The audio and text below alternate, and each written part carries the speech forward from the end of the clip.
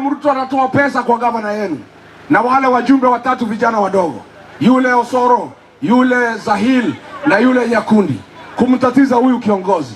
Sasa nyinyi ndio mfaulu, lazima hao wasaliti ya jamii muwakemee na muambie wakome kumtatiza huyu kiongozi, ndio aweze kufika pahali anaenda.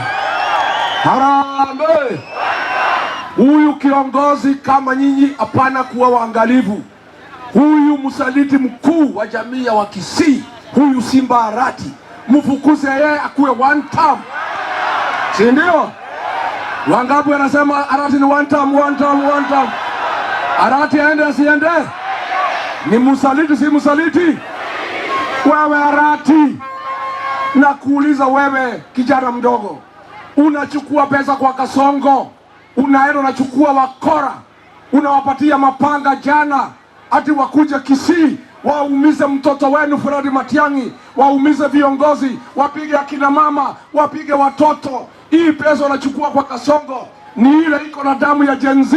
Kwa nini Arati unataka mwaga damu hapa Kisii kuumiza mtoto wenu siku wako na sherehe ya maana katika jamii ya Wambagusii? Aende asiende? Ni msaliti si msaliti? Mutamlinda huyu kiongozi? Huyu Arati mufukuze ya kwenda kabisa. Wangapi wanasema aende? Harambee! Harambee!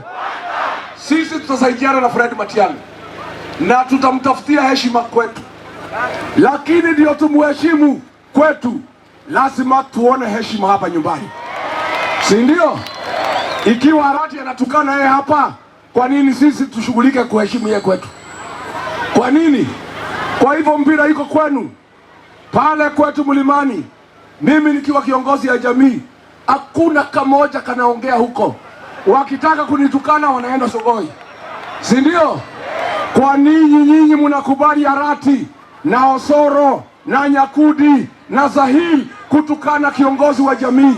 Na mujue Matiang'i akitukanwa, sio Matiang'i anatukanwa, ni